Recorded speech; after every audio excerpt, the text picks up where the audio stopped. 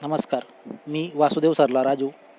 अ, जग बदलणाऱ्या शास्त्रज्ञांमध्ये आज आपण पाहणार आहोत मॅरी क्युरी यांना. मॅरी क्युरी यांचा जन्म पोलंडमध्ये 1867 मध्ये झाला होता. ते एका सामान्य कुटुंबात त्यांचा जन्म झालेला. ती आणि त्यांची बहीण अशा दोघांनी त्यांनी खूप हलाखीच्या परिस्थितीमध्ये शिक्षण घेतलं. अक्षरशः ज्यावेळेस म्हणजे महाविद्यालयीन शिक्षण होतं त्यावेळेस मॅरी क्युरी या बहिणीला शिकवण्यासाठी त्यांनी काही काळ नोकरी केली आणि शिक्षण अर्धवट सोडलं. मग पुढे त्यांच्या बहिणीने मॅरी क्युरींना शिकवलं आणि ते नोकरीला लागले. म्हणजे असं आलटून पलटून शिकून ते पुढे गेले मॅरी क्युरी. मॅरी क्युरी अत्यंत हुशार होत्या, कुशाग्र बुद्धीच्या होत्या. तसंच त्या खूप पहिल्या महिला अशा होत्या ज्या विज्ञानामध्ये काम करू शकल्या. म्हणजे त्या काळी महिलांना सहसा विज्ञानामध्ये रस नव्हता किंवा जास्त महिला नव्हत्या. त्या काळामध्ये मॅरी क्युरी यांनी विज्ञानामध्ये एक मोठं योगदान दिलं. त्या पॅरिसमध्ये त्या काळी फिजिक्समध्ये पहिल्या महिला शिक्षिका होत्या, प्रोफेसर. मॅरी क्युरी यांनी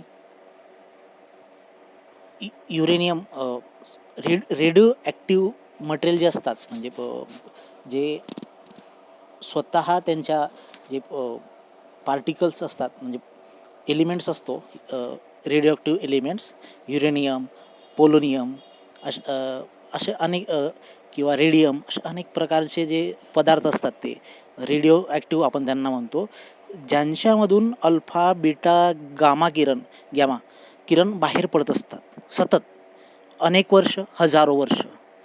म्हणजे हजारो वर्ष त्याच्यामधून ते किरण जे असतात ते एमिट होत राहतात, ती ऊर्जा निघत राहते. असे ते भयंकर प्रचंड ऊर्जेचे ते कण असतात.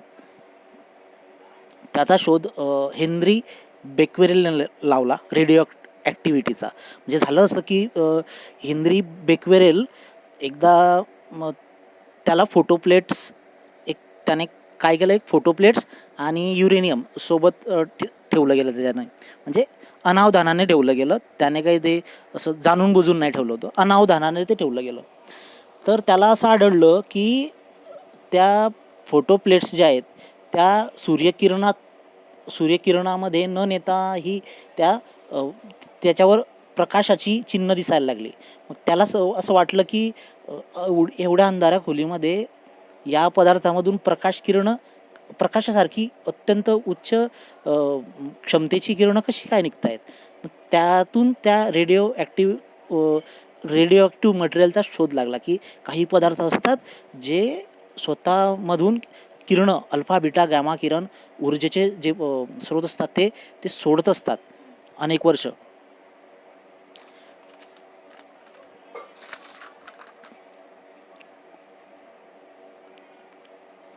रेडिओ ॲक्टिव्ह मटेरियलमध्ये जो अणू असतो, तो अणू त्यांचा रेडिओ ॲक्टिव्ह जे मटेरियल्स असतात त्यांचा अणू हा अस्थिर असतो आणि तो अणू अनस्टेबल असल्यामुळे तो स्थिर करण्यासाठी ते एनर्जी लूज करतात, एनर्जी देतात. त्यावेळेस ते जे किरण एमिट करतात, म्हणजे किरण प्रकाशित करतात, अल्फा, बीटा, गामा, ही किरणं, त्यामुळे ती ऊर्जा निर्माण होते. युरेनियम जेव्हा रेडिएशन एमिट करतो त्यावेळेस तो चमकतो. तर अशा युरेनियम आणि पोलोनियमचा शोध मॅरी क्युरी यांनी लावला होता. म्हणजे मॅरी क्युरी, त्यांचे पती पेरी क्युरी आणि हेनरी बेक्वेरेल यांना पहिलं भौतिकशास्त्रामध्ये नोबल हे तिघांना विभागून देण्यात आलं होतं. एवढ्या कमी वयामध्ये एका महिलेने विज्ञानात केलेली ही खूप मोठी क्रांती होती. म्हणजे खूप मोठी गोष्ट होती. ज्यावेळेस महिलांना विज्ञानामध्ये शिकायला अडचणी होत्या त्या काळात सर्वसामान्य कुटुंबातून येऊन एका महिलेने बहिणीच्या मदतीने पुढे शिक्षण घेतलं, उच्च शिक्षण घेतलं. पहिल्या महिला पॅरिसमधल्या भौतिक शास्त्रज्ञ झाल्या आणि चांगले चांगले शोध लावले. मानवजातीच्या कल्याणासाठी मोठमोठे शोध लावले. आपण ते पुढे बघणारच आहोत. त्यांना जे दुसरं नोबेल मिळालं ते मिळालं युरेनियम आणि पोलोनियम यांचा शोध लावल्याबद्दल. ते मिळालं रसायनशास्त्रामध्ये. म्हणजे पहिलं भौतिकशास्त्रात, दुसरं रसायनशास्त्रात. 2 नोबेल मिळवणाऱ्या एकमेव महिला म्हणजे मॅरी क्युरी. आणि त्या काळात अक्षरशः म्हणजे महिला सोडून अगदी कुठल्याही शास्त्रज्ञांमध्ये 2 नोबेल मिळवणारा शास्त्रज्ञ म्हणजे अगदी नगण्य, म्हणजे खूप आपण म्हणू शकतो खूप कमी असे शास्त्रज्ञ होते ज्यांमध्ये त्या येत. मॅरी क्युरी त्यांना एक छंद होता. म्हणजे ते युरेनियमची जी नळकांडी असायची, ते ट्यूब, ते घेऊन हिंडत असायच्या. म्हणजे त्यांना ते खूप छान वाटायचं की तो चमकतो रात्री वगैरे. तर त्यांना ते असं ते त्यावेळी त्यांना त्या गोष्टीची म्हणजे माहिती नव्हती की यातून ऊर्जा निघते, पण ती आपल्याला घातक असू शकते का, याची त्यांना कल्पना नव्हती. कारण तेवढं संशोधन झालेलं नव्हतं. तर त्या अशा त्या ट्यूब सोबत घेऊन कुठेही फिरायच्या. म्हणजे संमेलनात जायच्या तर ट्यूब घेऊन, घरी असायच्या तर ट्यूब घेऊन, आणि त्यांना ती ट्यूब त्यांच्या खिशातच असायची, नळकांडी त्या युरेनियमची. त्यामुळे त्यांना ते त्याच्यातून पुढे त्यांचा मृत्यू त्याच्यामुळेच झाला. हेन्री बेक्वेरेलने जेव्हा रेडिओ ॲक्टिव्हिटी शोधलं त्याच्यानंतर मॅरी क्युरी आणि पेरी क्युरी यांनी दोघांनी ते त्याच्यावर अधिक संशोधन करण्यासाठी, म्हणजे त्यांनी ठरवलं की या क्षेत्रामध्ये आम्हाला काम करायचं आहे, फिजिक्समध्ये. मग त्याच्यानंतर त्यांनी त्या युरेनियमला एनरिच करावं लागतं. म्हणजे असा युरेनियम सापडत नाही. खूप मोठ्या 1 टन 2 टन खडकांमधून 1 ग्रॅम, अर्धा ग्रॅम असं युरेनियम निघतं. मग त्याची शुद्धीकरणाची जी प्रक्रिया असते ती खूप किचकट असते. त्या काळी ही प्रक्रिया उपलब्ध नव्हती. तिचाही शोध यांनीच लावला, मॅरी क्युरी यांनी.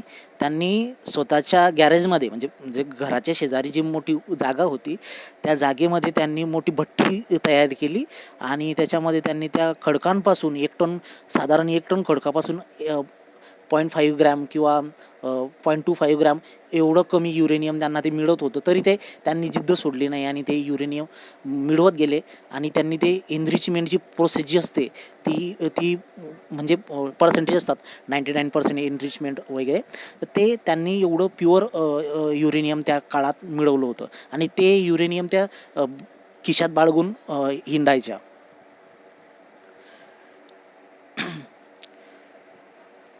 मॅरी क्युरी यांचं विज्ञानामध्ये प्रचंड मोठं योगदान आहे. त्यांनी युरेनियम आणि पोलोनियम शोधला. त्याच्यानंतर त्यांनी एक्स-रे, म्हणजे जो आपला एक्स-रे विल्यम रॉन्टेजन यांनी शोधला होता. त्या एक्स-रेचं मशीन्स तयार करणं, त्या एक्स-रे वाहनांमध्ये म्हणजे मोटार गाड्यांमध्ये बसवणं आणि त्या मोटार गाड्या युद्धाच्या ठिकाणी नेऊन एक्स-रे सैनिकांचे काढणं, एवढं मोठं काम त्या काळी मॅरी क्युरी यांनी केलं होतं. म्हणजे ते मशीन्स डेव्हलप करण्याचं जे काम होतं, एक्स-रे टेक्नॉलॉजीचं, ते काम मॅरी क्युरी यांनी केलं होतं. सिटी स्कॅन पण त्यावेळीच त्यांनी म्हणजे ते काढण्याचं तंत्रज्ञानसुद्धा मशीन्स वगैरे त्यांनी त्या विकसित केलेल्या होत्या. म्हणजे आजची जी रेडिओलॉजी आपण जी शाखा म्हणतो त्या शाखेमध्ये खूप महत्त्वाचं योगदान जसं विल्यम रॉन्टेजनचं आहे तसंच मॅरी क्युरी यांचं सुद्धा आहे. त्यांनी 2 विषयांमध्ये त्यांना नोबेल मिळाला आहे, फिजिक्स आणि केमिस्ट्रीमध्ये.